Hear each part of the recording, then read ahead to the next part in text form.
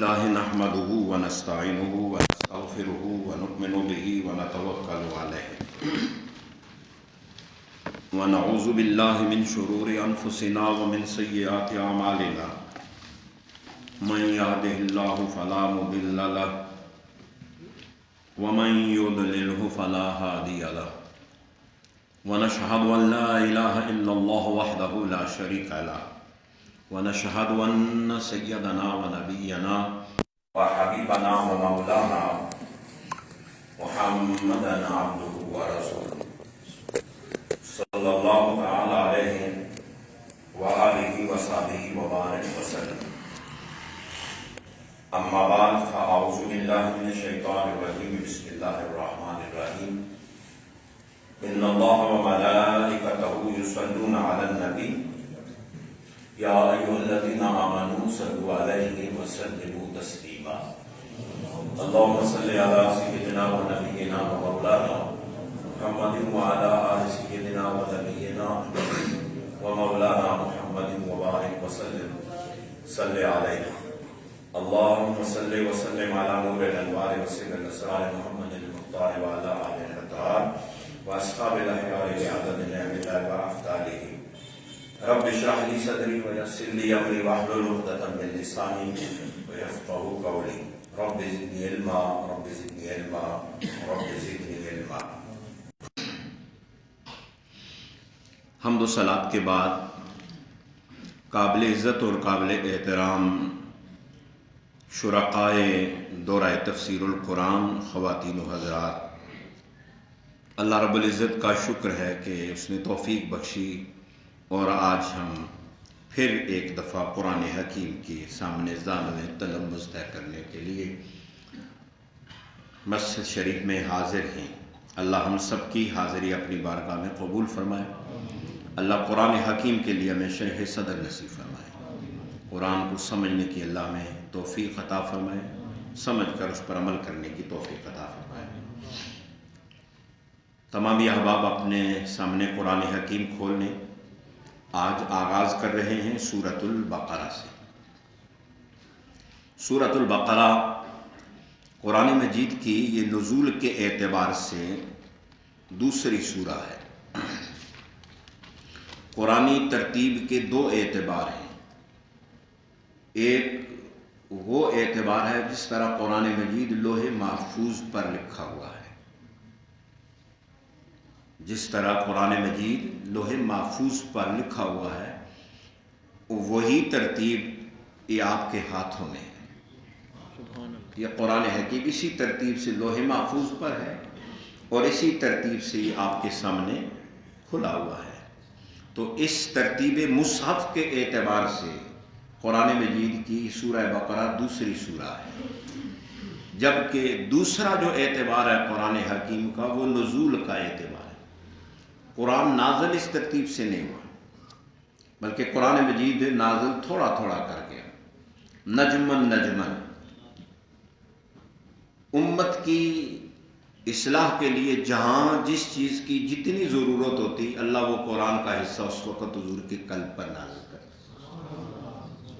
یا یوں سمجھ لو کہ اللہ نے اپنے حبیب صلی اللہ علیہ وسلم کو فرمایا محبوبہ پہلے نبیوں کو میں نے کتابیں لکھی ہوئی دی اور یک بارگی انہیں دے دی. موسیٰ علیہ السلام کو طور پر بلا کر پوری تورات تختیوں میں لکھی ہوئی دے دی، لیکن اپنے حبیب کی باری آئی تو کہا محبوبہ نہیں، آپ دنیا میں چلے جاؤ اور جس وقت آپ دنیا میں جاؤ گے آپ کو میں نبوت کا اظہار کا حکم دوں گا کہ آپ اعلان کر دو. تو اس وقت محبوب جو جو آپ کو ضرورت ہوگی میں قرآن دیتا رہوں گا. یا یوں کہا کہ محبوبہ آپ جو جو کرو گے میں اس ادا کو قرآن بنا کے نازل کرتا رہوں گا. تو گویا حضور جس طرح جو جو کرتے رہے اللہ اس کو قرآن بنا کر دیتا رہا. یہ جو نزول ہے قرآن مجید کا، یہ نزول قرآن مجید کی یہ جو ترتیب ہے اس کو ترتیب نزولی کہتے ہیں. نزول کے اعتبار سے قرآن مجید کی تو اس اعتبار سے پہلی جو سورہ ہے وہ سورہ اقرا ہے. اقرا بسم ربک الذی خلق. جب حضور غار حرا میں اللہ کی عبادت اور ذکر کے اندر مصروف تھے تو اللہ نے پہلی وحی نازل کی اقرا. تو نزول کے اعتبار سے پہلی سورہ اقرا ہے، مصحف کے اعتبار سے پہلی سورہ سورہ فاتحہ ہے، اور دوسری سورہ سورہ بقرہ ہے. سورہ بقرہ یہ مصحف کے اعتبار سے دوسری سورہ ہے، اور نزول کے اعتبار سے یہ 87 نمبر سورہ ہے، 87 نمبر. یہ سورہ مبارکہ مدینہ المنورہ میں نازل ہوئی ہے. 40 رکوع ہیں اس کے، اور 286 آیات ہیں. سورہ بقرہ قرآن حکیم کی سب سے طویل سورت ہے، جو تقریباً 250 سپاروں پر مشتمل ہے. سب سے بڑی سورہ ہے. نبی اکرم صلی اللہ علیہ وسلم نے فرمایا کہ ہر ایک چیز کی ایک کوہان ہے، اور قرآن مجید کی کوہان سورہ بقرہ ہے. دوسری حدیث میں حضور نے فرمایا جس نے رات کے وقت اپنے گھر میں سورہ بقرہ تلاوت کی 3 دن تک، 3 راتوں تک اس گھر میں شیطان داخل نہیں ہوگا. اور اگر کسی نے دن میں سورہ بقرہ کی اپنے گھر میں تلاوت کی تو 3 دن تک اس گھر میں شیطان داخل نہیں ہوگا. ایک اور حدیث میں نبی اکرم صلی اللہ علیہ وسلم نے فرمایا کہ لوگوں اپنے گھروں کو قبریں مت بناؤ، بے شک شیطان اس گھر سے بھاگ جاتا ہے جس گھر میں سورہ بقرہ تلاوت کی جاتی ہے. لوگ اکثر کہتے رہتے ہیں کہ ہمارے اوپر جادو ہو گیا ہے، بہت پریشان ہے، گھر کے حالات ٹائٹ ہو گئے ہیں، کسی نے کچھ کر دیا ہے. اللہ نے آپ کو یہ قرآن جیسی نعمت عطا فرمائی ہے، یہ کتاب حزیم آپ کو عطا فرمائی ہے. مت کسی عمل کامل کے پاس جائیں جو آپ سے پیسے بٹور کر آپ کو خراب کرے اور برباد کر دے. پہلے ہی آپ کے حالات خراب ہیں، اوپر عملوں کو دے کر اور اپنے حالات خراب نہ کیجیے. صبح اٹھ کر اپنے گھر میں سورہ بقرہ کی تلاوت کیجیے. عبادت کی عبادت، ذکر کا ذکر، رب بھی راضی، دنیا بھی ٹھیک، آخرت بھی ٹھیک اور دنیا بھی ٹھیک. حضور نے فرمایا شیطان اس گھر سے، بڑا شیطان بھاگ جاتا ہے تو جن تو چھوٹے شیطان ہیں وہ سب بھاگ جائیں گے، اور جادو شادو سب بھاگ جائیں گے انشاءاللہ. اعوذ باللہ من الشیطان الرجیم، بسم اللہ الرحمن الرحیم. الہ رحمان و مہربان کے اسم کے ساتھ شروع. الف لام میم. الف لام میم یہ حروف مقطعات ہیں، یہ اللہ اور اللہ کے رسول کے درمیان راز ہیں. ان کا معنی اللہ جانتا ہے اور اللہ کا رسول جانتا ہے. ذالک الکتاب لا ریب فیہ ھدی للمتقین. وہ کتاب کہ جس میں کوئی شک نہیں، ڈر جانے والوں کو اس سے ضرور ہدایت ملتی ہے. قرآن مجید کی حقانیت کا بیان اس آیہ مبارکہ میں اللہ جل مجدہ نے فرمایا ہے کہ یہ وہ کتاب ہدایت ہے جس میں ذرا برابر بھی شک نہیں ہے. یہ واحد کتاب ہے پوری دنیا میں کہ جس کا مصنف کہہ رہا ہے اس کتاب میں کوئی شک نہیں. ہر کتاب کے سر ورق لکھا ہوتا ہے کہ اگر کوئی غلطی نظر آئے تو بتا دینا، اگلے ایڈیشن میں درستگی کر دی جائے گی. ایک اللہ کا قرآن ہے جس کے پہلے صفحے پر لکھا ہوا ہے اس میں غلطی ہے ہی کوئی نہیں. ذالک الکتاب لا ریب فیہ، یہ لا ریب کتاب ہے، اس میں کوئی ریب ہے ہی نہیں، کوئی تردد ہے ہی نہیں، کوئی شک ہے ہی نہیں. پاکیزہ کتاب ہے. گویا قرآن کھلتے ہی قرآن اپنے قاری کو یقین دلاتا ہے، اعتماد دلاتا ہے، تیقن دلاتا ہے، شک اور ریب اور تردد کو ذہن سے نکالتا ہے. پھر کہا اس میں ہدایت تقوی والوں کے لیے. قرآن تو سارے انسانوں کے لیے ہدایت ہے، اور آگے کہا بھی ہے ھدی للناس، انسانیت کے لیے ہدایت ہے. ان ھو الا ذکر للعالمین، سارے جہانوں کے لیے نصیحت ہے. تو ھدی للمتقین کیوں کہا؟ اس لیے کہا کہ فیض اس سے صرف تقوی والے ہی حاصل کرتے ہیں، فائدہ متقین کو حاصل ہوتا ہے. بارش آسمان سے برستی ہے، ساری زمین پر برابر برستی ہے. پتھر پر برسے تو اگلا گرد بھی اٹھا کر لے جاتی ہے. ریگستان میں برسے تو پانی زمین میں جذب ہوتا ہے، لیکن زرخیز زمین پر بارش برسے تو اس کے اندر فصل ہوتی ہے. پھول اگتے ہیں اور اس کے اندر درخت اگتے ہیں. کہا یہ قرآن بھی مثل بارش رحمت کے ہے. یہ قرآن جب پڑھا جاتا ہے رحمت کی بارش برستی ہے. مختلف دل لیے لوگ بیٹھے ہوتے ہیں، لیکن جس کا دل ایمان مصطفیٰ سے اور توحید کے ایمان سے زرخیز ہوتا ہے، یہ اللہ کا قرآن اس کو فائدہ دیتا ہے، یہ اس کو نفع دیتا ہے.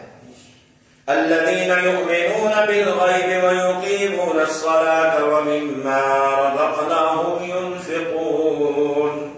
ایسے لوگ جو بے دیکھے ایمان لاتے ہیں اور نماز قائم رہتے ہیں اور اس سے جو ہم نے انہیں دیا ہے خرچ کرتے ہیں. اللہ تعالیٰ نے آپ تقوی والوں کی صفات بیان کی. کل تقوی والوں کی صفات سورہ بقرہ کے آغاز میں 5 بیان کی ہیں اور اس آیت کریمہ میں 3 صفات کا ذکر کیا.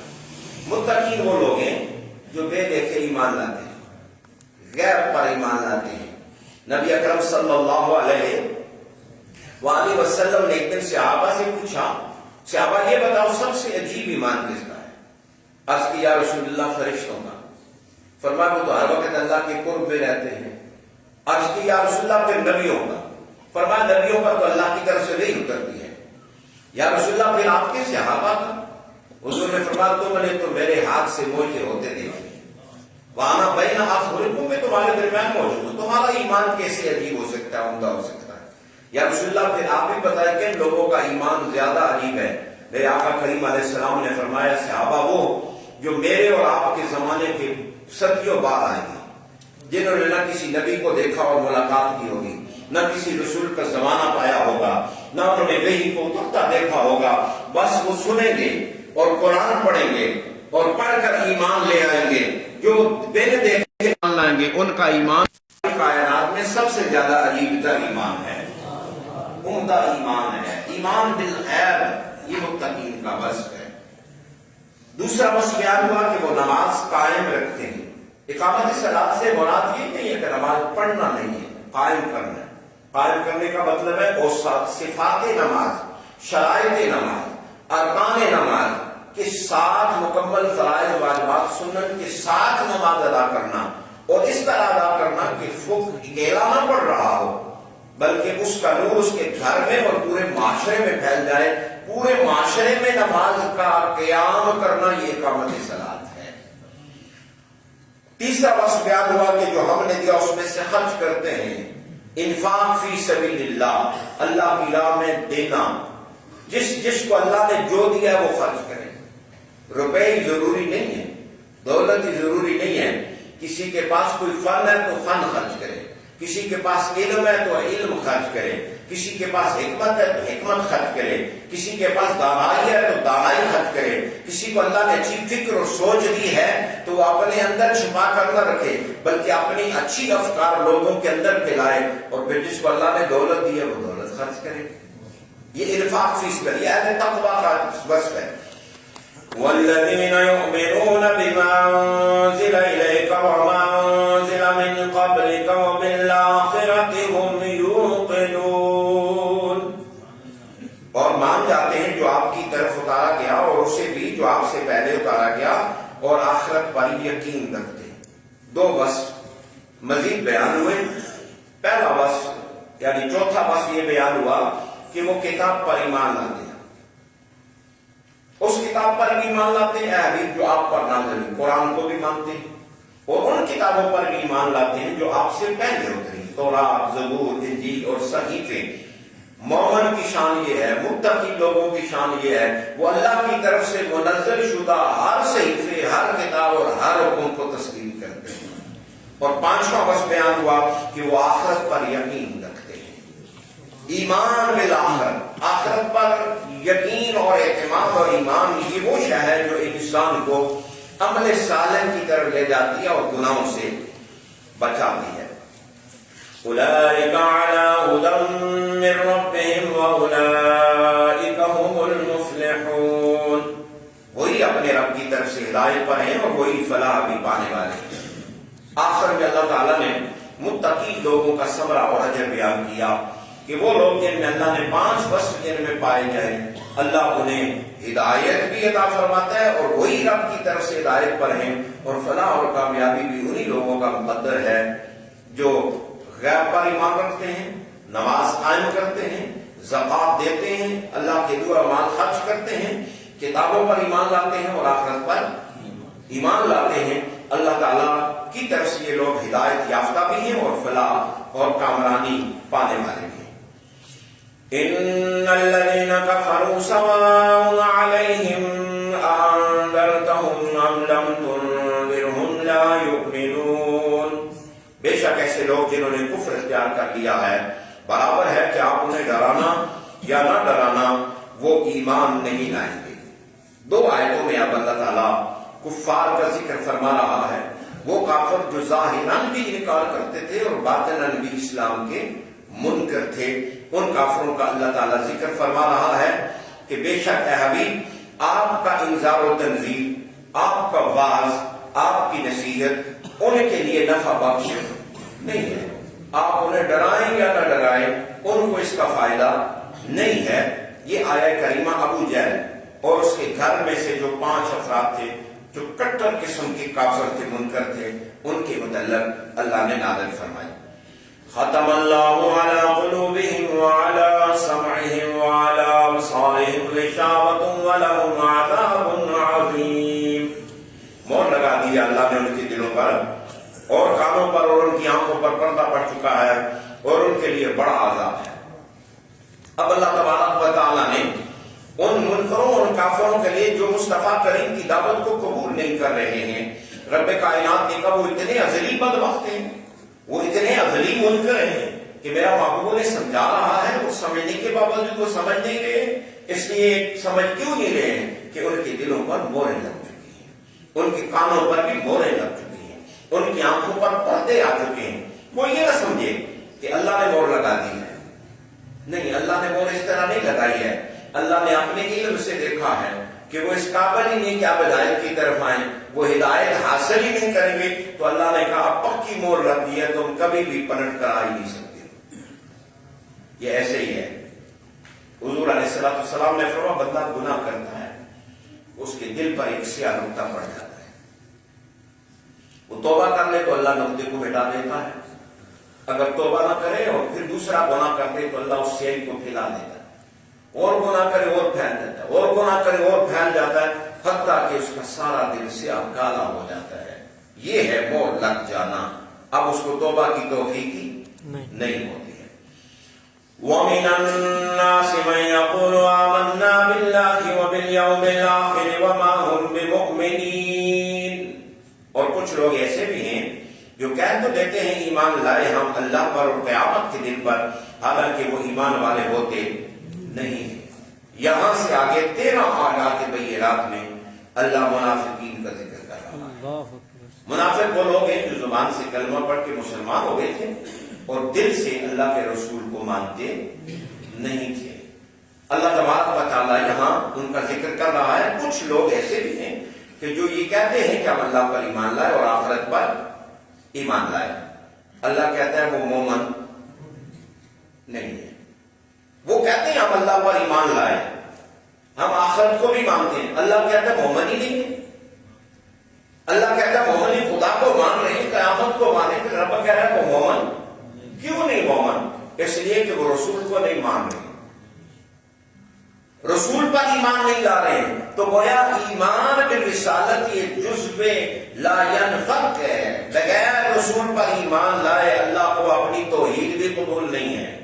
اللہ کہتا ہے کہ اگر کوئی مجھے مانتا ہے، میرے مصطفیٰ کو نہیں مانتا ہے، اس کا مجھے ماننا میں رب کو قبول نہیں ہے۔ وہ کہہ رہے ہم اللہ پر ایمان لائے، کہہ رہے آخرت پر ایمان لائے، رب کہتے ہیں وما ہم بمؤمنین، وہ مومن نہیں ہیں۔ یخادعون اللہ والذین آمنوا وما یخدعون الا انفسهم وما یشعرون۔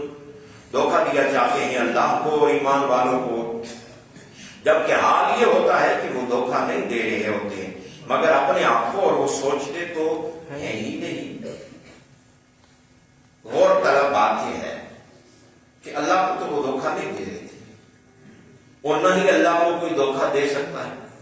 اور واقعات منافق اللہ کو تو دھوکہ نہیں دے رہے تھے، دھوکہ تو دراصل وہ مصطفیٰ کریم کو دے رہے تھے، دھوکہ تو وہ اہل ایمان کو دے رہے تھے، مسلمانوں کو دے رہے تھے۔ رب کائنات کی دیکھو غیرت، اللہ نے کہا جو میرے محبوب کو دھوکہ دے گا، اللہ اکبر، اللہ نے نسبت دھوکے کی مصطفیٰ کی طرف نہیں کی، رب نے اپنی طرف کر لی، فرمایا یخادعون اللہ، یہ میرے مصطفیٰ کو دھوکہ نہیں دے رہے ہو، تم میں خدا کو دھوکہ دینا چاہتے ہو۔ یخادعون اللہ والذین آمنوا، اور ایمان والوں کو دھوکہ دینا چاہتے ہو؟ نہیں، نہ تم مجھے دے سکتے ہو، نہ ایمان والوں کو دے سکتے ہو، نہ میرے مصطفیٰ کو دے سکتے ہو، بلکہ وما یخدعون الا انفسہم، تم تو اپنے آپ کو دھوکہ دے رہے ہو۔ وما یشعرون، تمہیں کوئی شعور ہی فی قلوبہم مرض فزادہم اللہ مرضا ولہم عذاب علیم بما کانوا یکذبون، ان کے دلوں میں مرض ہے، سو بڑھا دی اللہ نے ان کی بیماری، اور ان کے لیے دردناک عذاب ہے، اس لیے کہ وہ جھوٹ بولتے ہیں۔ نفاق لا علاج بس، منافقت کا کوئی علاج نہیں ہے۔ نفاق جس کو لگ جائے وہ پہ بڑھتا رہتا ہے۔ منافق آدمی اپنے نفاق اور منافقت سے باز نہیں آتا، اللہ اس کی بیماری کو بڑھاتا رہتا ہے، اور پھر آخرت میں جا کر اللہ اس کو دردناک عذاب دے گا۔ وَإِذَا قِيلَ لَهُمْ لَا تُفْسِدُوا فِي الْأَرْضِ قَالُوا إِنَّمَا نَحْنُ مُصْلِحُونَ، اور جب ان سے کہا جاتا ہے کہ فساد نہ ڈالو زمین میں، تو کہتے ہیں ہم ہی تو اصلاح کرنے والے ہیں، ہم ہی تو اصلاح کرنے والے ہیں۔ وہ زمین میں فساد کیا ہے؟ نفاق فساد فی الارض ہے، منافقت فساد فی الارض ہے۔ منافقت کیا ہے؟ ظاہر سے اور باطن سے، آپ کے پاس اور ان کے پاس، جو ذو وجہین شخص ہوتا ہے، دو چہروں والا، اس کا ظاہر کا چہرہ اور اندر کا چہرہ، وہ اس کے پاس جا کر کے تو فلانا تیرے متعلق یہ بات کہہ رہا تھا، اس کو جا کر کہتا ہے وہ فلانا تیرے متعلق یہ کہہ رہا ہے، اس کو اور اس کو۔ یہ اصل میں فساد ہے کہ معاشرے کو تباہ اور برباد کر دینا، یہ ان منافقین کا وتیرہ تھا۔ جب وہ پکڑے جاتے تو انہیں یہ کہا جاتا تم کیوں فساد کرتے ہو؟ تو آگے سے کہتے انما نحن مصلحون، جی ہم فساد تو نہیں کر رہے، ہم تو اصلاح کی کوشش کر رہے ہیں۔ اس طرح کے کئی اصلاح کے لبادہ میں اس وقت کی دنیا میں نفاق پھیلا رہے ہیں، اور ان کا نظریہ اصل میں منافقت کا ہوتا ہے، دنیا کو برباد کرنا ہوتا ہے اور فساد بچانا ہوتا ہے۔ الا انهم هم المفسدون ولكن لا يشعرون، سن لو حقیقت میں وہی فسادی ہیں لیکن وہ خود محسوس تک، اللہ نے کہا ہے جھوٹ کہتے ہیں، یہ اصل فسادی ہیں اور ان کو اپنے فساد کا شعور۔ وَإِذَا قِيلَ لَهُمْ آمِنُوا كَمَا آمَنَ النَّاسُ قَالُوا وَنُؤْمِنُ كَمَا آمَنَ السُّفَهَاءُ أَلَا إِنَّهُمْ هُمُ السُّفَهَاءُ وَلَكِنْ لَا يَعْلَمُونَ، اور جب ان سے کہا جاتا ہے ایمان لاؤ، جیسے محبت والے ایمان لائے، کہتے ہیں ایمان لائے ہم جیسے کہ ایمان لائے بے وقوف۔ سن رکھو بلا شبہ وہی بے وقوف ہیں لیکن نادانی بچا رکھی ہے۔ یہ آپ کے سامنے کھلا ہوا ترجمہ جو ہے قرآن مجید، جس کے نیچے ترجمہ لکھا ہوا ہے جو آپ سماعت کر رہے ہیں اور اپنی آنکھوں سے پڑھ کے ہیں، یہ ترجمے کا نام ہے تذکرہ، اور یہ ترجمہ میرے شیخ طریقت نے کیا ہے، حضور سیدی مفکر اسلام مفسر قرآن علامہ پیر سید ریاض حسین شاہ صاحب نے کیا ہے۔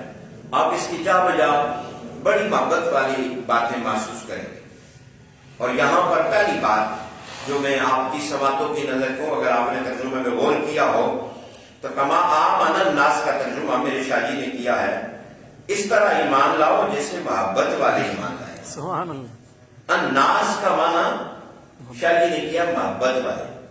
یہ ناس کا لفظ اس کے دو مادہ اشتقاق ہے، یہ نسیان سے بھی ہے، بھولنے والا، نسیان سے الناس ہو تو معنی ہے بھولنے والا، اول الناس اول الناس، سب سے پہلا آدمی سب سے پہلے بھولنے والا ہے، آدم علیہ السلام کو جب اللہ نے کہا لا تقربوا هذه الشجرة، اس درخت کے قریب نہیں جانا، تو آدم سے بھول ہو گئی۔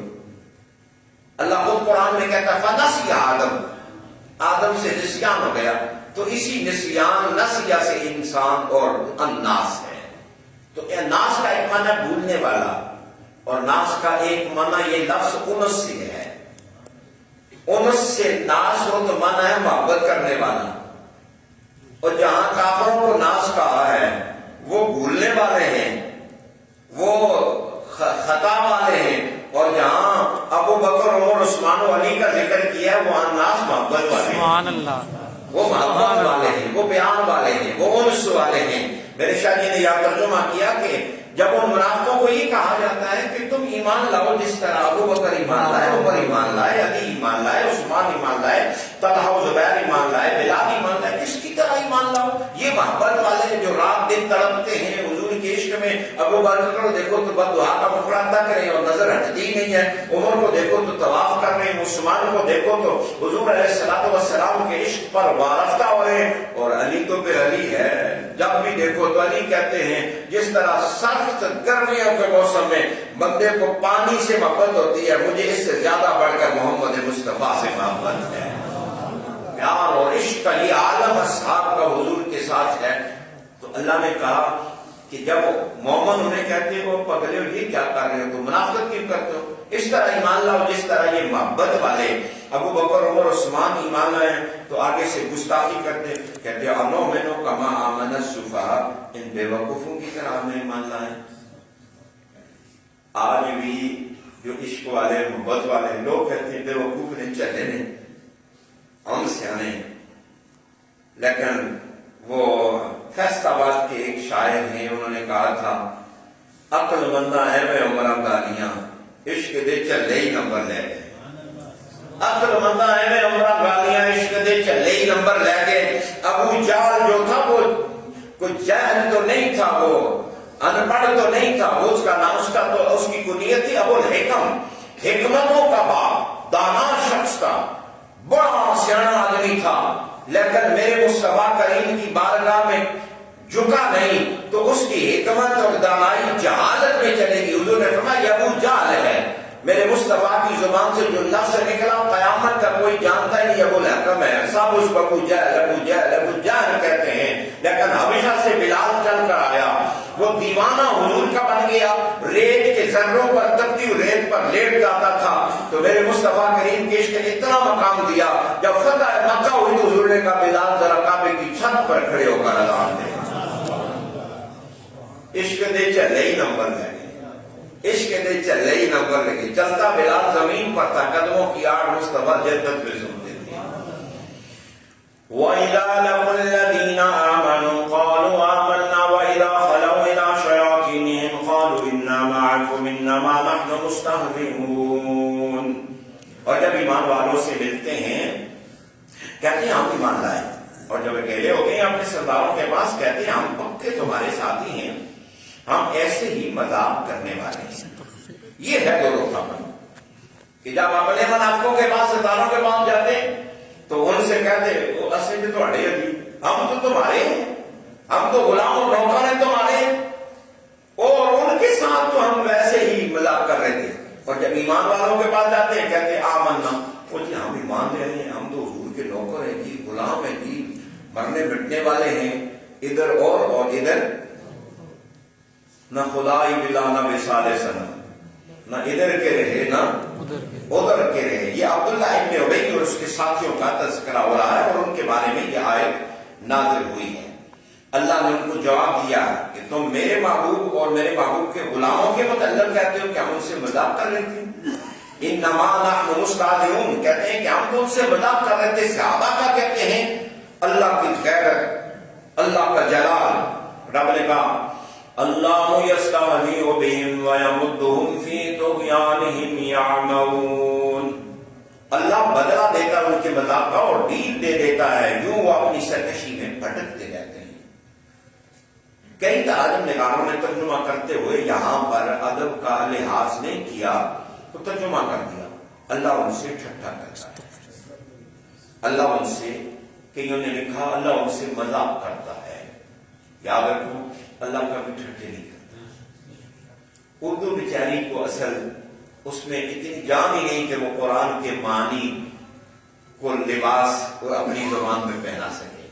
یہ تو فصیح عربی زبان ہے لیکن اس کے لیے ترجمہ کرنے کے لیے بڑے ادب کی ضرورت ہے اور ایسے سینے کی ضرورت ہے جس کا کنیکشن مدینے والے سے جڑا ہو. وہی ادب والا ترجمہ کر سکتا ہے. میرے شاہ جی نے ترجمہ کیا اللہ یستہزئ بہم، اللہ انہیں ان کے مذاق کا بدلہ دیتا ہے. اللہ انہیں ان کے مذاق کا بدلہ دیتا ہے اور انہیں مہلت دیتا ہے. ان کی سرکشی میں وہ سرگرداں ہیں، بھٹکتے رہے ہیں.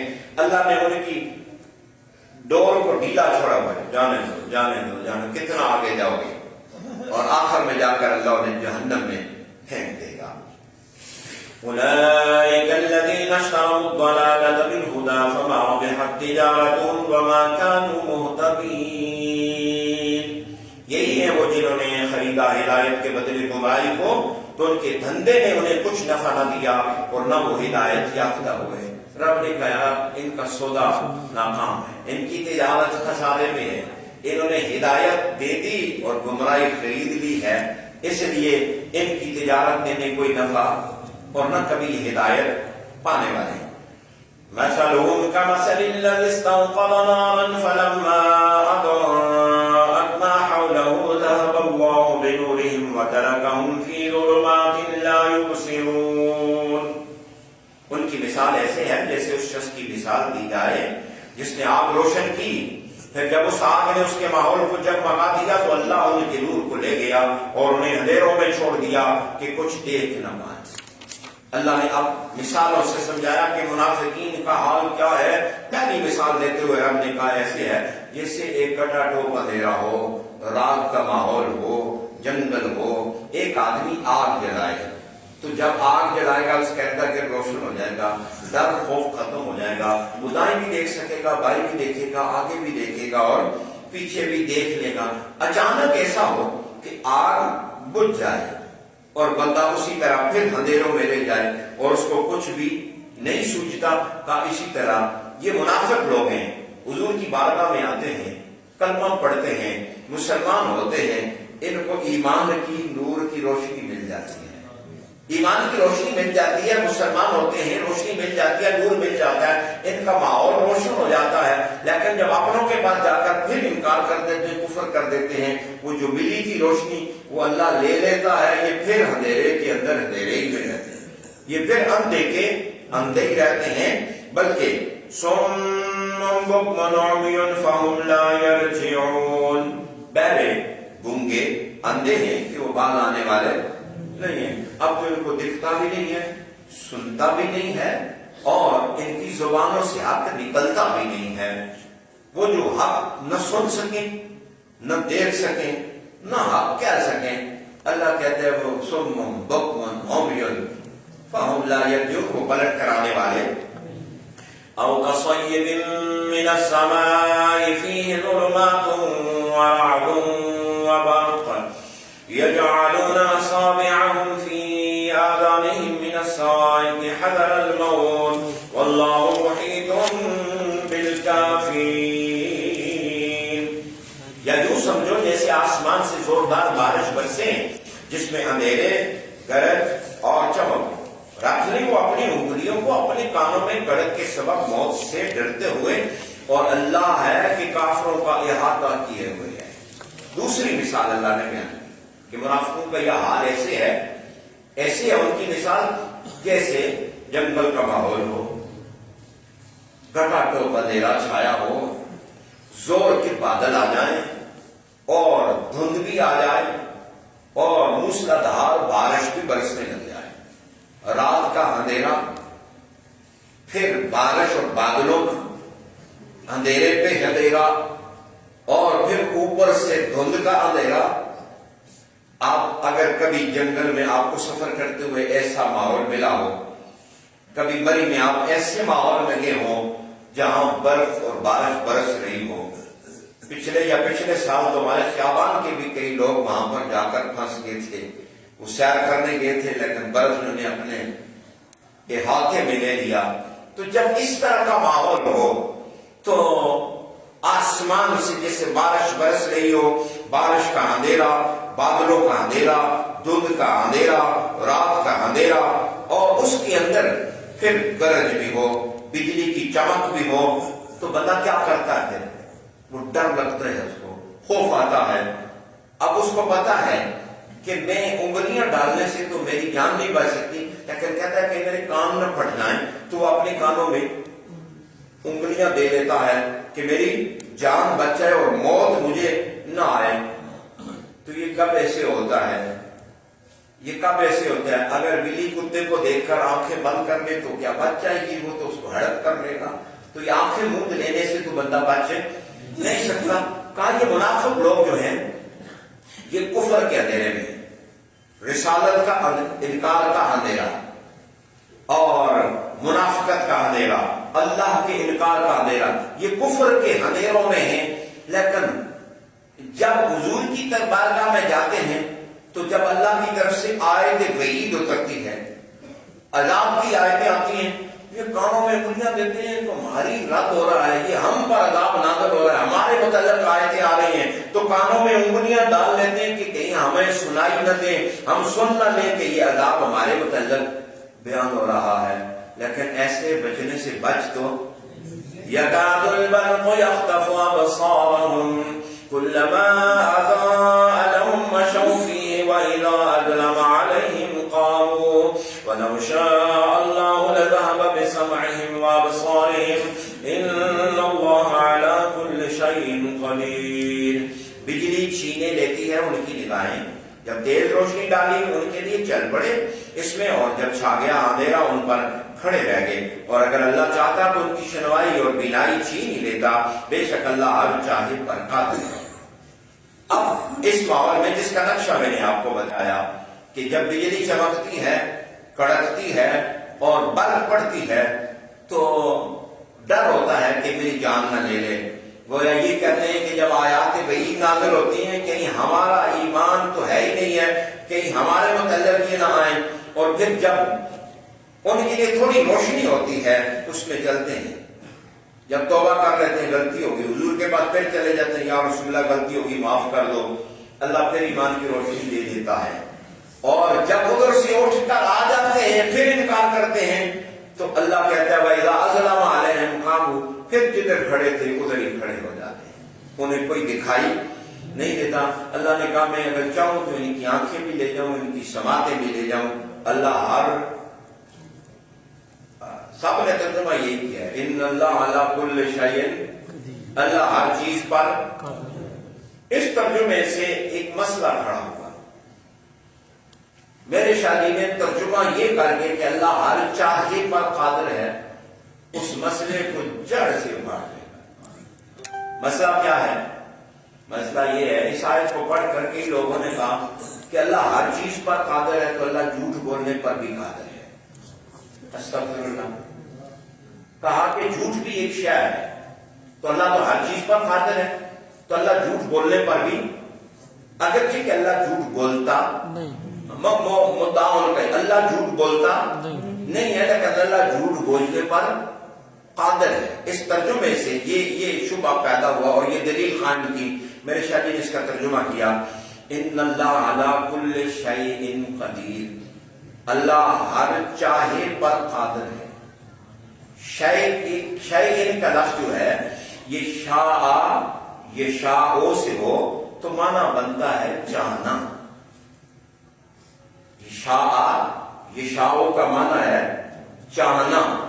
واللہ یختص بما شاء بما یشاء، اور اللہ جس کو چاہتا ہے چن لیتا ہے، تو یہ شاء یا شاء کا معنی ہے کسی چیز کو چاہنا، اسی سے شیء ترجمہ شاہ جی نے کیا، بے شک اللہ ہر چاہے پر قادر ہے۔ اللہ جو چاہتا ہے وہ کر لیتا ہے، اللہ جو چاہتا ہے وہ کر دیتا ہے۔ اللہ جھوٹ بولنا نہیں چاہتا، اللہ جھوٹ بولنا، وَمَنْ أَصْدَقُ مِنَ اللَّهِ قِيلًا، اللہ سے سچا قول کس کا ہے؟ وَمَنْ أَصْدَقُ مِنَ اللَّهِ حَدِيثًا، اللہ سے سچی بات کس کی ہے؟ اللہ خود کہتا ہے میں سب سے بڑا سچا ہوں، میرا قول سب سے بڑا سچا، میری بات سب سے بڑی سچی ہے۔ اور والذی جاء بالصدق وصدق بہ، میں نے اپنا مصطفیٰ بھی صدق دے کر بھیجا ہے، اور جو اس کی غلامی بھی آتی ہے وہ بھی صدق کے ماننے والے ہیں۔ یہ تو سب سچ ہی سچ ہے، اس لیے جھوٹ کا ادھر کہیں شائبہ بھی نہیں ہے۔ یہ انفرادیت میرے شاہ جی کے ترجمے میں آپ نے دوسری ملاحظہ اور مشاہدہ فرمائی۔ یا ایھا الناس اعبدوا ربکم الذی خلقکم والذین من قبلکم لعلکم تتقون، اے لوگو عبادت اپنے رب کی کرو جس نے تمہیں اور تم سے پہلوں کو پیدا کیا تاکہ تم پرہیزگار بن جاؤ۔ تمام انسانیت کو اس آیت میں عبادت کا حکم دیا گیا، اور ساتھ ان کے سامنے اللہ نے اپنی توحید اور الوہیت کی دلیل پیش کی کہ رب وہ ہے، عبادت کا حق وہی رکھتا ہے کہ جس نے تمہیں پیدا کیا ہے اور تم سے پہلے لوگوں کو پیدا کیا ہے۔ کوئی ایسا کہ جو کسی کو پیدا کر سکے؟ خالق صرف اللہ ہے۔ کہا تمہارے سامنے ہے، تمہیں بھی اللہ نے پیدا کیا، تم سے پہلوں کو بھی۔ جب جو خالق ہے سب کا، تو عبادت کا مستحق بھی وہی اللہ ہے، اور یہ اس لیے تمہیں عبادت کا حکم دیا تاکہ تم متقی بن جاؤ۔ الذي جعل لكم الأرض فراشا والسماء بناء وأنزل من السماء ماء فأخرج به من الثمرات رزقا لكم فلا تجعلوا لله أندادا وأنتم تعلمون۔ وہ جس نے بنایا تمہارے لیے زمین کو بچھونا اور آسمان کو چھت، اور برسایا آسمان سے پانی، پھر اس کے سبب پھلوں سے تمہارا رزق پیدا کیا، تو اللہ کے لیے نہ بناؤ شریک، اور تم جانتے ہی ہو۔ پھر اللہ تعالیٰ نے یہاں پر ایک اور دلیل اپنی توحید پر قائم کی، وہ عالم آفاق سے فرمایا رب وہ ہے جس نے تمہارے لیے زمین کو بچھونا بنا دیا ہے، آسمان کو تمہارے لیے چھت بنایا ہے، اور آسمان سے یہ مستعار بارش اور پانی اتارا ہے، جس پانی کے ساتھ اللہ نے زمین سے تمہارے لیے پھلوں کا رزق نکالا ہے۔ تم کتنے نادان ہو کہ وہ رب جس نے تمہیں چھت آسمان کی صورت میں دی، تمہیں بچھونا زمین کی صورت میں دیا، اور آسمان سے پانی نازل کر کے تمہارے لیے طرح طرح کے پھل، بوٹے، غلے اور اناج پیدا کیا، اور جب سجدہ دینے کی باری آتی ہے تم اپنے ہاتھوں سے تراشے ہوئے بتوں کو جا کر متھا ٹیکتے ہو۔ کچھ تو حیا کرو، سجدے کے لائق اگر کوئی ہے تو صرف وہ رب ہے جس نے تمہارے لیے آسمان کو چھت اور زمین کو تمہارا بچھونا بنا کر آسمان سے بارش نازل کر کے تمہیں رزق عطا فرمایا ہے۔ اس لیے کسی کو بھی اللہ کے ساتھ شریک، اللہ کے ساتھ شرک ٹھہرانا بالکل حرام ہے۔ وَإِذْ كُنْتُمْ فِي رَيْبٍ مِّمَّا نَزَّلْنَا عَلَىٰ عَبْدِنَا فَأْتُوا بِسُورَةٍ مِّن مِّثْلِهِ وَادْعُوا شُهَدَاءَكُم مِّن دُونِ اللَّهِ إِن كُنتُمْ صَادِقِينَ۔ اور اگر تمہیں کچھ شک ہو اس میں جو نازل کیا ہم نے اپنے خاص بندے پر، تو اس کے لائق کی طرح ایک سورت ہی لے آؤ، اور اللہ کے سوا اپنے سب حمایتیوں کو لے آؤ اگر تم سچے ہو۔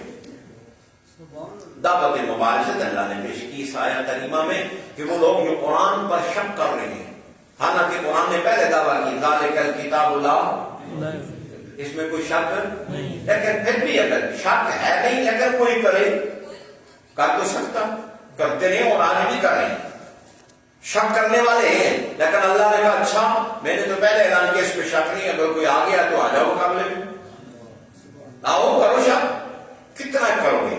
تمہیں اگر شک ہے تو پھر شک کا علاج یہ ہے کہ جاؤ اس کی مثل ایک صورت ہی بنا کر لے آؤ۔ تم یہ کہتے اللہ کا کرام نہیں ہے یا اس میں کوئی کمی خامی ہے، تو اس جیسی ایک صورت بنا کر لے آؤ، اور پھر اکیلے نہیں پوری دنیا کے مددگار جمع کر، وَادْعُوا شُهَدَاءَكُم مِّن دُونِ اللَّهِ، سارے اپنے حمایتی اور مددگار لے آؤ اگر تم سچے ہو۔ قیامت آ جائے گی، نہ تم نہ تمہاری ذریت نہ تمہارے اجداد، کوئی مائی کا لال ایسا پیدا ہی نہیں ہوا جو قرآن کی مثل لا سکے۔ مفسرین کرام نے مثل ہی کی ضمیر کا مرجع دو چیزیں قرار دی ہیں۔ قابل توجہ نقطہ ہے سامعین اور سامعات کے لیے، اپنی بہنوں کے لیے اور اپنے بھائیوں کے لیے، سننے والے اور سنی بھائیوں کے لیے، مثل ہی، یہ ہی ضمیر جو ہے قرآن حکیم کی طرف دیکھیے گا، بصورت من مثلہ، یہ ہی ضمیر کا مرجع، ضمیر راجع ہوتی ہے کسی کی طرف، یا تو اس کا مرجع عبدنا ہے اور یا اس کا مرجع مما نزلنا ہے۔ مما نزلنا اگر اس کا مرجع ہو تو معنی بنے گا کہ قرآن کی مثل لے آؤ، ایک چھوٹی سی سورت قرآن کی سورت کی مثل لے آؤ، اور اگر اس کا مرجع عبدنا ہو تو معنی بنے گا کہ پہلے جاؤ میرے مصطفیٰ جیسا کوئی محمد لے آؤ، پھر اس کو قرآن بنا کر دے دے، پھر اس کو قرآن کی کوئی چھوٹی سی سورت بنا کر دے دے۔ قیامت تک لگے رہو، نہ قرآن جیسی کتاب لا سکتے ہو، نہ محمد مصطفیٰ جیسا کوئی مصطفیٰ لا سکتے ہو۔ ایسا محبوب کہاں سے لاؤ گے جس نے دنیا میں کسی کے سامنے زبان میں تلمس طے نہیں کیے، کسی کے سامنے پڑھنے کے لیے بیٹھا ہی نہیں ہے، کسی سے ایک حرف نہیں سیکھا ہے، اس کو رب نے خود پڑھا کر بھیجا ہے۔ نہ مصطفیٰ جیسا کوئی مصطفیٰ ہے، نہ قرآن جیسی کوئی کتاب ہے۔ فَإِن لَّمْ تَفْعَلُوا وَلَن تَفْعَلُوا فَاتَّقُوا النَّارَ الَّتِي وَقُودُهَا النَّاسُ وَالْحِجَارَةُ أُعِدَّتْ لِلْكَافِرِينَ۔ پھر اگر تم نہ کر سکے اور تم نے کرنا بھی کیا ہے تو ڈرو اس آگ سے جس کا ایندھن آدمی اور پتھر ہے، تیار رکھی گئی ہے کافروں کے لیے۔ اللہ نے فرمایا تم نے کر ہی نہیں سکتے، اور اگر نہیں کر سکتے ہو اور گھر بھی نہیں سکتے ہو تو انسان بنو، انسان کے بچے بنو، وہ جہنم تیار کی ہے تمہارے لیے، اس آگ سے ڈرو جس کے اندر اللہ نے جو ایندھن ہے، لکڑیاں نہیں بلیں گی، ادھر لکڑیاں نہیں جلائی جائیں گی، ادھر گیس نہیں جلایا جائے گا، وہاں پر بجلی کے ہیٹر نہیں ہوں گے۔ فرمایا وقودها الناس والحجارہ، وہاں ایندھن لوگ ہوں گے اور پتھر۔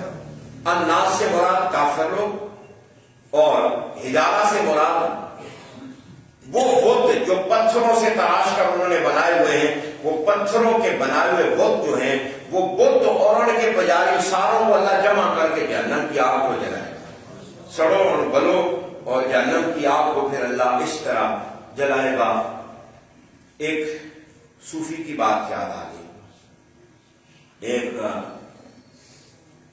اللہ والا تھا، بچہ وہ رو رہا ہے اور قیامت کا ذکر آتا ہے تو روتا ہے، تذکرہ آتا ہے تو روتا ہے۔ غالباً حضرت بھائی کی گستاخی تھی، انہوں نے اس سے کہا تو اتنا غم زدہ کیوں ہے، اتنا کیوں روتا رہتا ہے قیامت کا ذکر، ابھی تو مکلف بھی نہیں ہوا، بلوغت کی عمر بڑی بیٹا چھوٹا ہے، اور اتنا خوف کیوں ہے؟ اس نے کہا بس ایک سوچ نے میری یہ حالت کر دی ہے کہ قرآن میں اللہ نے کہا ہے کہ جہنم کو لوگوں اور پتھروں سے جلایا جائے گا۔ میں دیکھتا ہوں میری امی جب گھر میں چولہا جلاتی ہے، لکڑیاں پہلے بڑی بڑی لکڑیاں لگاتی ہیں، ان کو آگ نہیں لگتی تو پھر چھوٹے چھوٹے تنکے لے کر ان کو آگ لگاتی ہے، فوراً آگ جل جاتی ہے، وہ جلتے ہیں تو بڑی لکڑیاں بھی جلتی ہیں۔ بس سوچ ہی آ گئی ہے قیامت کے دن اللہ نے بڑے بڑے کافروں کو، ابو جہل کو، عتبہ کو، شیبہ کو، ابو لہب کو جب جہنم میں ڈالے گا، آگ جلائے گا، اگر ان کو آگ نہ لگی تو کہیں مجھ جیسے چھوٹوں کو ڈال کے آگ نہ جلا دے۔ اس فکر نے میری حالت یہ بنا دی ہے۔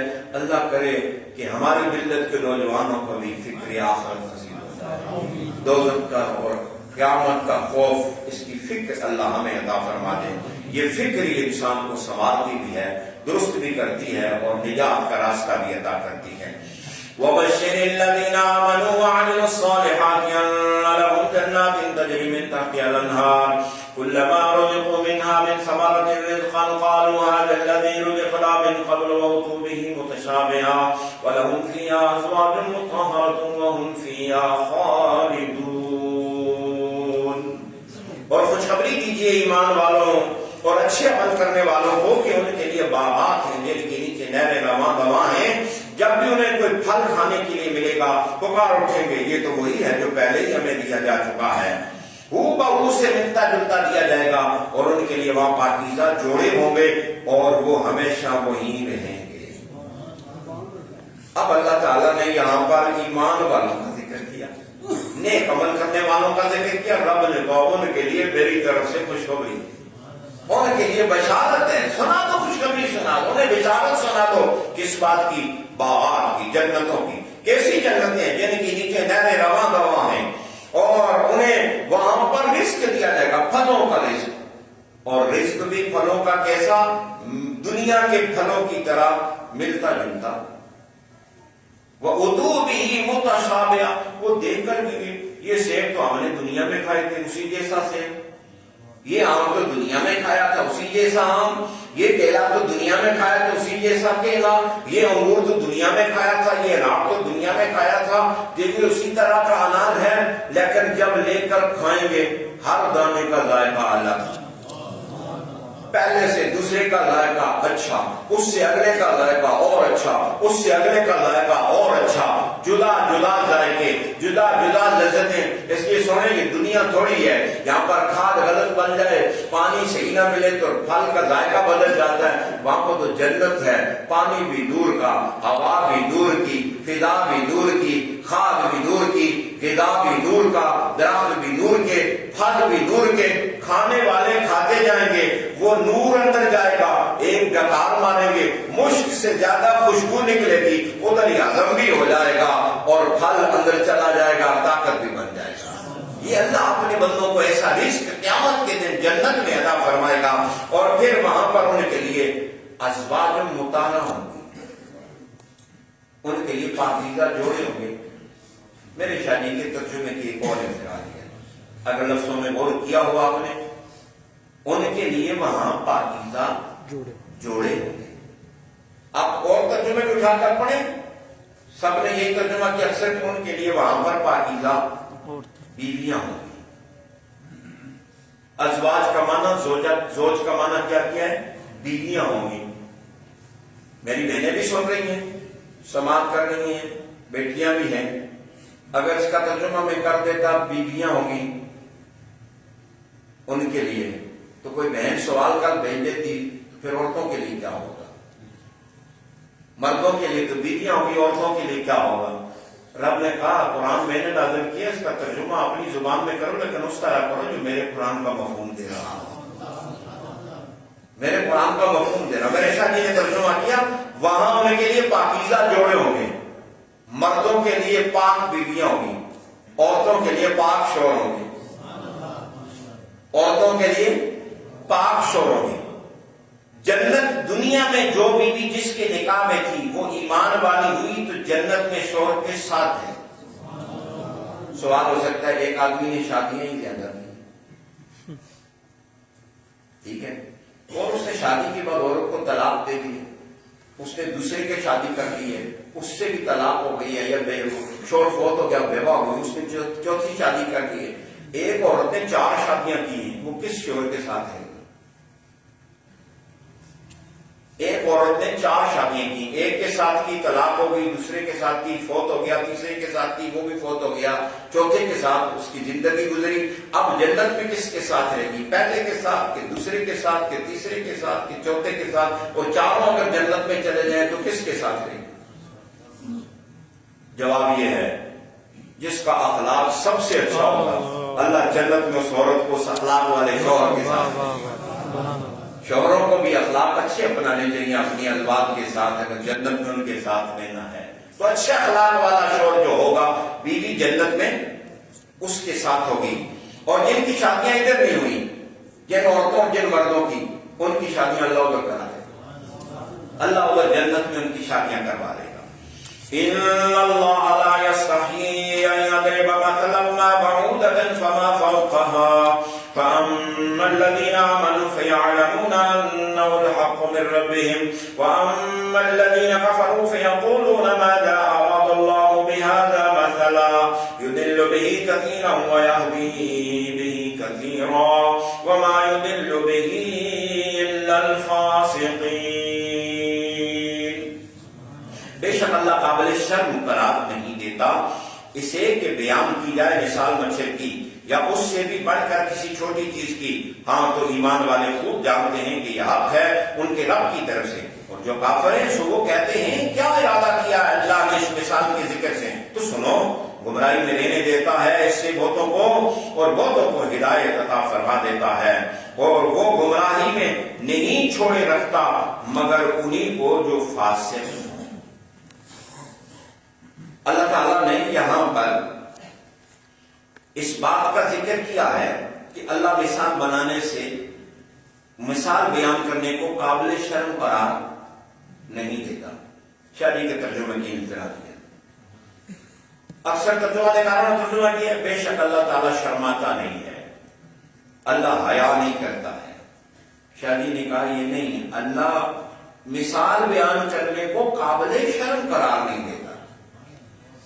ہوا کیا کہ جب اللہ تعالیٰ نے قرآن مجید میں مشرکوں کی مثال مکھی سے بیان کی اور مکڑی سے بیان کی، کہ ان کی مثال تو ایسے ہے جو بوتے وہ تو ایک مکھی بھی نہیں اڑا سکتے، اور تم جو عبادت کرتے ہو وہ تو مکڑی کی جالے کی طرح ہے، ذرا سی ہوا آئی تو مٹ گیا، تمہاری تو یہ بتوں کی بت پرستی ایسی ہے۔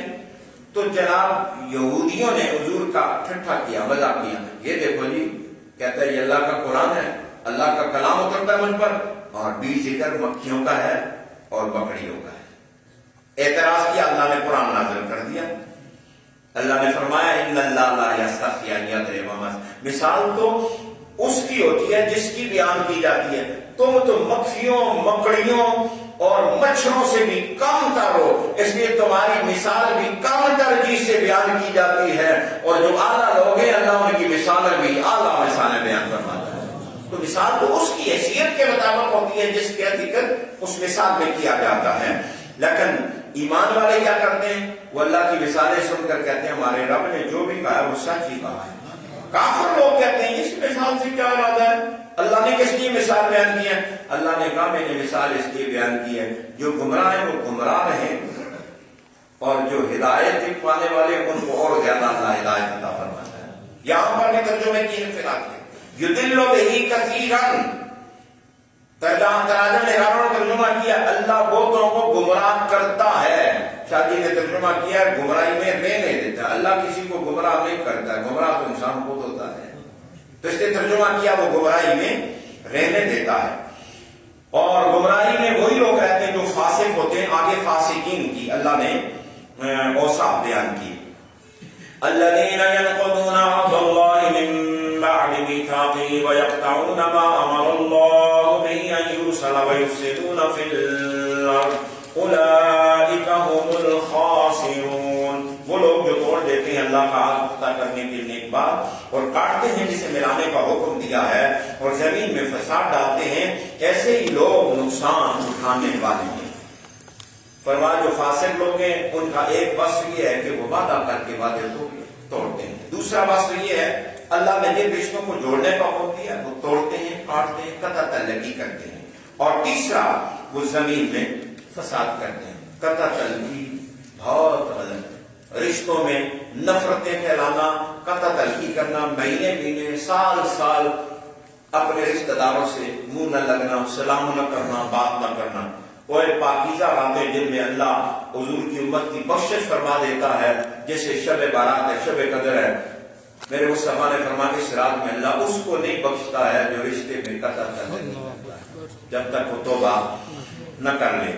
كيف تكفرون بالله وكنتم أمواتا فأحياكم ثم يميتكم ثم يحييكم ثم إليه ترجعون، تم کیسے کفر کرتے ہو اللہ کے ساتھ حالانکہ تم مردہ تھے، تو اس نے تمہیں زندگی بخشی، پھر وہی موت دے گا تمہیں، پھر زندہ کرے گا تمہیں، پھر تم اسی کی طرف پھیر دیے جاؤ۔ اس آیہ کریمہ میں اللہ تعالیٰ نے حیات بعد الممات اور انسانی سفر کے مراحل اور ادوار کو بیان کیا ہے۔ اللہ کہتا ہے تم اللہ کا انکار کیسے کر سکتے ہو؟ تم تو مردہ تھے عالم ارواح میں، فاحیاکم، اللہ نے تمہیں زندہ کیا، یہ دنیا کی زندگی عطا فرمائی، ثم یمیتکم، پھر اللہ تمہیں مارے گا، جو تبھی موت ہر انسان پر آئے گی، مر جائے گا، قبر میں چلا جائے گا، ثم یحییکم، پھر تمہیں اللہ قبر میں زندہ کرے گا۔ سوال و جواب ہوں گے من ربوں کا، ما دینوں کا، ما کنت تقول فی حق هذا الرجل، تیرا رب کون ہے، تیرا دین کیا، ان کے بارے میں کیا کہتا تھا، قبر میں زندہ کیا جائے گا۔ اب پھر موت نہیں آئی، قابل توجہ بات، قبر میں پھر موت نہیں، قرآن کہتا ہے، توجہ پھر قرآن کو پڑھو ایک دفعہ، تم مردہ تھے عالم ارواح میں، فاحیاکم، اس نے تمہیں زندہ کیا اس دنیا میں، ثم یمیتکم، پھر وہ تمہیں مارے گا تب بھی موت، کل نفس ذائقۃ الموت، ثم یحییکم، پھر تمہیں زندہ کرے گا قبر میں، سوال جواب ہوں گے، پھر اس کے بعد موت نہیں۔ قرآن کہتا ہے ثم الیہ ترجعون، پھر تم اس کی طرف لوٹائے جاؤ گے۔ قبر میں زندہ کرنے کے بعد پھر موت نہیں، بلکہ وہاں پر مومن ہے تو آرام سے بیٹھ جائے گا، کافر ہے تو عذاب میں مبتلا ہوگا، اور اور قیامت کے دن اللہ انہیں اپنی طرف بلا لے گا، ثم الیہ ترجعون، پھر تم اس کی طرف لوٹائے جاؤ گے۔ قبر میں مومن بھی زندہ ہوتا ہے، کافر بھی زندہ ہوتا ہے، کافر کو عذاب مل رہا ہوتا ہے اور مومن نعمتوں سے متلذذ ہو رہا ہوتا ہے۔ مومن زندہ ہے، کافر قبر میں زندہ ہے۔ بخاری کی حدیث ہے، غزوہ بدر کے موقع پر قلیل بدر، اس گڑھے کے اندر جس میں کافروں کے لاشیں پھینکے تھے، حضور کھڑے ہو گئے، کہا اے ابو جہل بتا، میرے رب نے تو میرا وعدہ سچا کر دکھایا، تو بتا۔ تو نے آتے ہوئے کعبے کا گلاب پکڑ کر کہا تھا جو سچے ہیں ان کی مدد کرنا، بتا اللہ نے میری مدد کر، تیرا حال کیا ہے؟ فاروق اعظم نے چادر پکڑ کر کی، یا رسول اللہ یہ تو مر گئے ہیں، یہ تو نہیں سنتے۔ فرمایا عمر سنتے تم سے زیادہ ہیں، انہیں بولنے کی اجازت نہیں ہے۔ سنتا کافر بھی قبر میں ہے لیکن جواب نہیں دے سکتا، سنتے مصطفیٰ بھی ہیں لیکن مصطفیٰ اپنے غلاموں کے سلاموں کے جواب بھی عطا فرما دیا۔ اگر عام مومن کافر زندہ ہے تو مصطفیٰ کی حیات تو زیادہ قوی اور اقوا ہے۔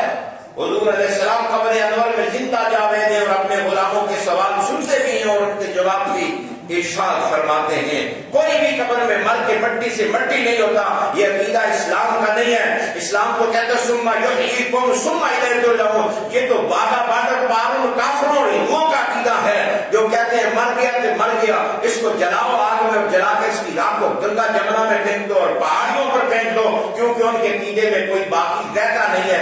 مسلمان تو اپنے مرنے والے کو نہلا کر، دھلا کر، خوشبو لگا کر، نیا لباس پہنا کر، کندھے پر اٹھا کر، ایک خوبصورت گھر بنا کر اس میں جا کر لٹا کر مصطفیٰ کے حوالے کر کے آتا ہے، بسم اللہ وعلی ملت رسول اللہ، وہ تو رسول اللہ کے حوالے کر کے آتا ہے۔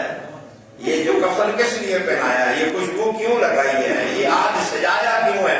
دراصل اس کی ملاقات قبر میں مصطفیٰ سے ہونی ہے، اپنے محبوب سے ہونی ہے، اس لیے سجا کے بھیجا ہے۔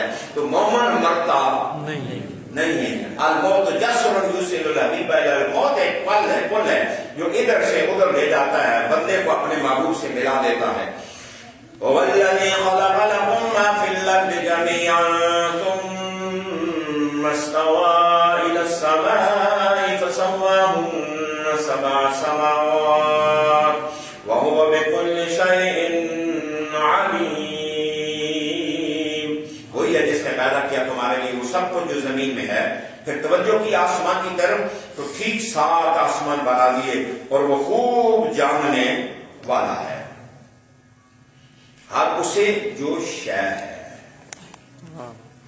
ہر اسے جو شے ہے۔ اس آیہ کریمہ میں اللہ تبارک و تعالیٰ نے کیا خوبصورت بات ہے۔ انسان کو میں دعوت فکر دوں گا، اپنے نوجوان اپنی بہنوں کو میرا رب کہتا ہے وَوَالَّذِي خَلَقَ لَكُم مَّا فِي الْأَرْضِ جَمِيعًا۔ پھر پڑھتا ہوں آیت اور آپ کو کہتا ہوں غور کرو۔ وَوَالَّذِي خَلَقَ لَكُم مَّا فِي الْأَرْضِ جَمِيعًا، اللہ وہ ہے جس نے پیدا کیا تمہارے لیے، لَكُم تمہارے لیے، لَكُم تمہارے لیے، لَكُم تمہارے لیے، لَكُم تمہارے لیے کیا، ما فی الارض جميعا، جو بھی زمین میں، سب کس کے لیے پیدا ہے؟ انسان۔ قرآن مجھ سے مخاطب ہے، آپ سے مخاطب ہے، میری بہنوں سے بیٹیوں سے مخاطب ہے، میرے بھائیوں سے بیٹوں سے، میرے بزرگوں سے مخاطب ہے۔ قرآن کہہ رہا ہم نے جو کچھ بھی اللہ کہتا ہے میں نے پیدا کیا تمہارے لیے پیدا کیا ہے۔ یہ آسمان انسان کے لیے، زمین انسان کے لیے، سورج انسان کے لیے، چاند انسان کے لیے، ستارے انسان کے لیے، ہوا انسان کے لیے، صبح انسان کے لیے، شام انسان کے لیے، راتیں انسان کے لیے، دن انسان کے لیے، فصلیں انسان کے لیے، غلے انسان کے لیے، دریا انسان کے لیے، چشمے آبشاریں کو دمن انسان کے لیے، ہر ذرہ اللہ نے انسان کے لیے پیدا کیا۔ فضا میں اڑنے والے پرندے انسان کے لیے، جانور انسان کے لیے، گائے انسان کے لیے، بیل انسان کے لیے، اور یہ مکھیاں بھی تمہارے فائدے کے لیے پیدا کی، شہد بھی تمہارے لیے پیدا کیا۔ یہ جو کچھ کائنات میں اللہ کہتا ہے میں نے انسان تیرے لیے پیدا کیا ہے۔ اور انسان کتنا نادان ہو گیا ہے، رب تو سب کچھ تیرے لیے پیدا کر رہا ہے، تو رب کے لیے کیا کر رہا ہے؟ تو رب کے لیے کیا کر رہا ہے؟ کیا کیا ہے؟ کیا کرے گا؟ سوچ سوچ۔ تیری جان بھی رب کی دی، اس میں حرکت بھی رب کی دی، سانس بھی رب کے دیے ہوئے، طاقت بھی رب کی دی، تیرا اٹھنا بھی رب کا دیا ہوا، تیرا بیٹھنا بھی رب کا دیا ہوا، تیرے گھر میں رزق بھی رب کا دیا ہوا، تیرے سکون سے سونا بھی تجھے رب عطا کرتا ہے. کبھی تو نے اٹھ کر کے کہا ہے الحمدللہ الذی احیانا بعد ما اماتنا؟ کبھی شکر کیا ہے اللہ تیرا شکر تو نے موت کے بعد مجھے زندگی دی؟ کبھی کہا ہے؟ سارا کچھ تیرے لیے پیدا کیا، لیکن انسان تجھے کس کے لیے پیدا کیا؟ سوچا کبھی ہمیں کس لیے پیدا کیا؟ وہ اتنے بڑے ہیں ہمیں اتنا کمال ہے کہ سب کچھ ہمارے لیے پیدا کیا. کیا کمال رکھا ہمیں؟ کس لیے اللہ ہمارے لیے سب کو پیدا کر رہا ہے؟ تو انسان کو کس لیے پیدا کیا ہے؟ رب نے کہا وَمَا خَلَقْتُ الْجِنَّ وَالْإِنسَ إِلَّا لِيَعْبُدُونَ، میں نے جنوں اور انسانوں کو اپنی معرفت کے لیے پیدا کیا. کبھی اللہ کو پہچانو، اللہ کو دو سجدے دو، اس کی عبادت کرو، اس کا ذکر کرو، اس کی یاد کرو، اس کے بندے بن جاؤ. بس اللہ یہی تم سے مطالبہ کرتا اور یہی چاہتا ہے. آج کا درس میں اسی پر ختم کرنا چاہوں گا کہ اللہ نے سب کچھ تمہارے لیے پیدا کیا ہے. آج کے دور تفسیر میں بیٹھ کر میری باتیں، قرآن کی باتیں سننے والوں، قرآن نے تمہیں دعوت فکر دی ہے کہ اللہ وہ ہے جس نے سب کچھ تمہارے لیے پیدا کیا ہے. بتاؤ کہ تم نے اللہ کے لیے کیا کیا ہے. بلکہ سوچنا آ جائے، سمجھ آ جائے تو صبح اٹھ کے 2 رکعتیں ضرور اللہ کا شکرانہ پڑھ، 2 نفل ضرور شکرانے کے ادا کرنا کہ اللہ تیرا شکر ہے کہ تو نے ہمیں سمجھ دے دی ہے. اللہ نے ہر چیز تمہارے لیے پیدا کی. ثم استوى الى السماء فسواهن 7 سماوات، پھر اس نے توجہ کی آسمانوں کی طرف تو ٹھیک 7 آسمان بنا دیے. وہ بھی تمہارے لیے. وَهُوَ بِكُلِّ شَيْءٍ عَلِيمٌ، وہ ہر شے کو جاننے والا ہے. اللہ میرا اور آپ کا حامی ناصر ہو. وَمَا عَلَيْنَا إِلَّا الْبَلَاغُ الْمُبِينُ. درود شریف سارے آپ تھوڑی دیر پڑھنے اور ان کی بارگاہ میں. اللهم صل على سيدنا محمد وعلى آل سيدنا محمد وبارك وسلم. اللهم صل على سيدنا محمد وعلى آل سيدنا محمد. اللهم اٹینڈنس کا اعلان، اٹینڈنس لازمی، اٹینڈنس کا اعلان کرنا. تمامی آپ سے گزارش ہے کہ اپنی حاضری ضرور لگائیں. یہ حاضری لگ نہیں آتی تو ادھر رہیں تاکہ لگا کے جائیں. کیا ہے؟ اچھا جی، میں ذرا ایک جلدی نام بول دیتا ہوں، اپنے نمبر یاد کر لیں تاکہ پھر نمبر آپ یاد کر لیں تو اس کے حساب سے کل آپ جب آئیں تو بتائیں میرا اتنا نمبر ہے. سکندر الیاس 1، نمبر 2 بلال احمد عاشق ولد عاشق حسین، نمبر 3 محمد ارسلان عباسی، نمبر 4 محمد عبد الرحمان ولد عابد حسین، نمبر 5 ملک فیض محمد ولد ملک دوست محمد، نمبر 6 جنید محبوب، نمبر 7 عمر ابرار، نمبر 8 ابرار خان، نمبر 9 چنزیب خان، نمبر 10 عثمان ابرار، نمبر 11 ثقلین محبوب، نمبر 12 حمزہ عمران، نمبر 13 شجاعت علی، نمبر 14 عامر شعیب، نمبر 15 محمد سلیم، نمبر 16 شیخ محمد زاہد، نمبر 17 وقاص محبوب، نمبر 18 جاوید اقبال ولد جلال الدین، نمبر 19 ارشد محمود، 20 جنید جمیل، 21 منظور حسین، 22 سکندر زمان، 23 عبداللہ ناصر، 24 حذیفہ مبین، 25 احمد ارشاد، 26 زاہد فاروق، 27 عمر سلیم، 28 وقاص علی،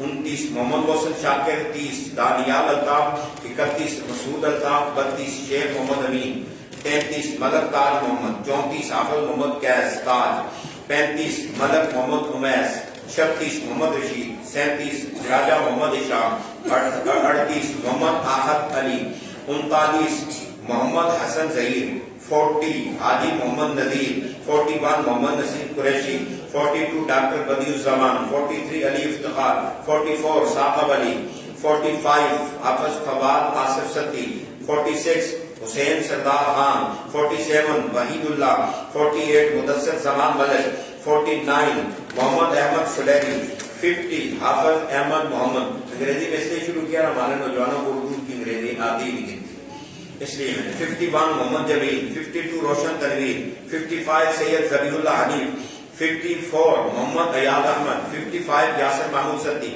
56 محمد مدثر ستی، 57 اسحاق احمد، 58 محمد فیضان، 59 محمد عمر ظفر، 60 محمد مصطفیٰ، 61 محمد فرقان، 62 حاجی نیاز احمد، 62 حاجی صاحب، 63 ارسلان قدیر، 64 قدیر احمد، 64 قدیر صاحب، 65 محمد ریحان قریشی، 66 محمد علان علی، 67 طلحہ متین، 68 افتخار احمد، 69 ظفر اقبال اور 70 افتخار احمد، 71 حاجی محمد اسحاق، 72 محمد صدیق، 73 راجہ صابر حسین، 74 محمد شاہد، 75 اشتیاق حسین، 76 اظہر محمود، 77 دانیال نذیر، 78 محمد نذیر احوان، 79 عطا الہی، 79 حاجی عطا الہی صاحب، 80 محمد راحیل، 81 کامران دلاور، 82 ملک حسن زمان، 83 محمد متین خان، 84 فرح عمران،